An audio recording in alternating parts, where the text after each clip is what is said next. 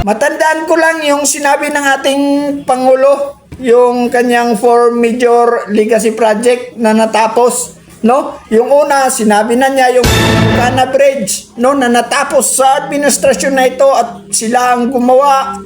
Talagang magandang pagkagawa, mabilis. Yung tatlo, hindi ko lang matandaan kung siguro isama na natin yung patubig sa buong Pilipinas.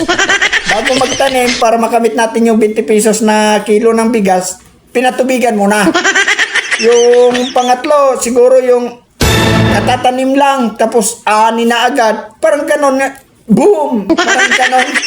Tapos yung pang-apat, ito, yung sa Tagaytay, yung Crocodile Bridge. Siguro isama natin yung sa legacy, sir. Kaso lang, parang hangover pa yung engineer na nagawa nito. Parang galing pa. Huwag kang kamot.